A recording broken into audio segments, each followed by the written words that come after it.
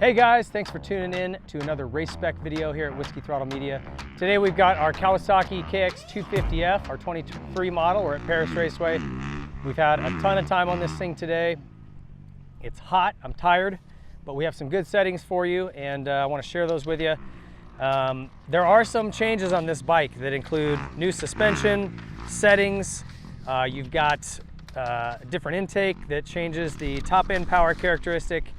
You've got different valves, you've got a different transmission with taller and first and second gears. So a lot of changes that are going to really affect setting and setup. If you had an old bike, a lot of those settings are not going to work. So let's start with the couplers. I will tell you that you should just probably go straight to the aggressive coupler on this bike. If you're a very beginning rider, maybe leave the stock one. It's a little bit friendlier, but you know, on these bikes, you really want as much as you can get out of them. And I would say, particularly because of some of the other changes they made, the aggressive coupler, the white one, is definitely better.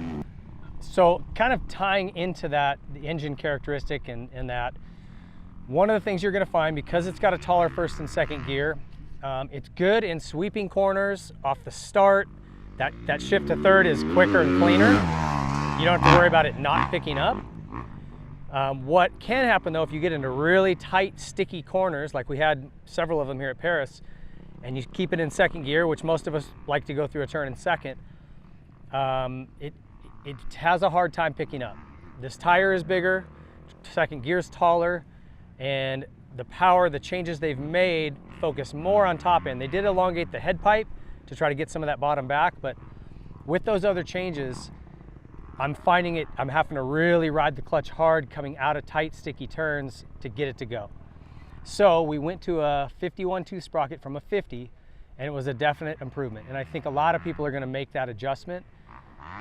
It all depends on your riding, obviously. If you're GP stuff, faster, or the tracks you ride are real fast and flowy, probably don't have to worry about it. You're gonna love it.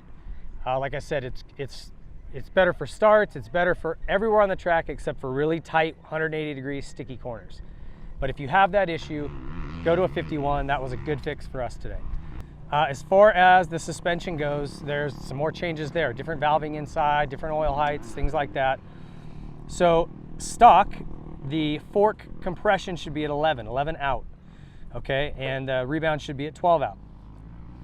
Those are the standard settings with a 5 millimeter height from the bottom of the cap here, 5 mils down on the fork. That's standard.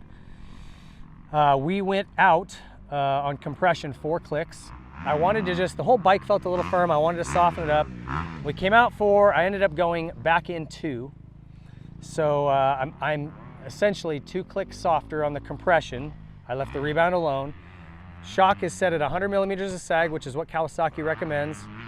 And then 12 out is your standard compression clicker setting, and 1.5 turns out on the high speed. We went to 14 out, so 2 softer on the low speed compression. And then I also went a quarter turn out on my high speed. Just to get it to settle a little bit. You know, that high speed adjuster will really affect your ride height. I like my bike to squat a little bit in the back and be a little bit more plush, so we open it up just a touch. And then one more setting, the rebound and the shock comes set at 13, and I went to 12. I just went in 1. I kind of noticed it just popping up a little bit quicker than I like, and so I made that change just to sort of quiet it down, and it helped. So if you feel like your back end is, you know, going all the way in and then popping up too much, or it's just kind of kicking you, go in a little bit on that rebound. I think that'll help you.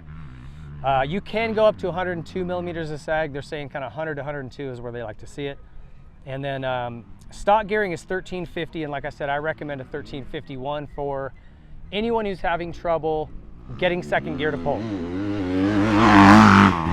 Now bear in mind, I'm 170 pounds. If you're a 150-pound kid, you probably won't have an issue. Maybe it's fine for you. Or if you're faster, intermediate expert level rider, and you can carry more corner speed, maybe you don't have an issue with it. It was just something I found today that I thought was something that needed to be addressed. So with this setup here, I was really happy. I did still find at times that if I was sweeping into a turn, sometimes the fork kind of dropped a little too low into the stroke. So a couple of fixes for that. You could add oil. We didn't want to break into the fork today, so we dropped the fork height to 2.5 mils. So slid the forks down in the clamp So instead of having a 5mm gap from the bottom of the cap to the top of the triple clamp, 2.5 mil. Very small adjustment, but that little bit just brings the fork up enough that it doesn't change the action of it too much, but when I come into those turns now, it just changes the position. And 2.5 mil, I know it seems like a very small adjustment. It was enough to make me feel like, oh, okay, now it's holding up like I like. No problems, right? So if you're having that feeling like the fork is kind of down too low in the stroke and you want to fix that, try dropping the fork down in the clamps a little bit. Now, if you go all the way like flush to the cap, then you might end up back into a position where you're gonna have trouble making it turn. It'll feel tall in the front and not want to turn. So just careful there, because you could go too far real easily. And where you ride on the bike and how you ride, that's all gonna change. So I'm giving you a good kind of general starting point, and then you'll have to tweak it to, you know, your riding style and your preferences and things like that. I think that the change that they made to the tires was good. This 110 is definitely better, especially if you're riding any kind of slippery ground. If you're sand or really tacky stuff, you could go back to a 110. It's not necessary to have this wider tire. It does put more of a load on the motor, but the grip is better if you need better traction. I will say I don't mind this 33 front, especially if you're in soft a lot, but if you have medium terrain or you're kind of back and forth, the 3S is a better front to match this rear, or if you ride a lot of hard pack than the 53. I find both of those two fronts are just a better feel for me for front end grip than this tire. My opinion, take that or leave it. But other than that, this thing is comfortable. It's really ready to race past those few changes. And like I say all the time, it's really finding that balance with suspension setting and getting it to where it's level for you and working the way you want and comfortable. And then, like I said, there's not a whole lot of options we have for the motor here. I recommend going to that aggressive coupler, but beyond that, it's up to other modifications you'd want to make to the bike. If you're going to leave it stock, I think these settings will get you really close. You'll enjoy this thing. Really great machine. Thank you to Kawasaki for letting us come out and ride this thing. Much appreciated. Hope you guys enjoyed this. These bikes should be at your dealers now on the showroom floor, so go check them out. Thank you guys for watching. We'll see you next time here at Whiskey Throttle Media.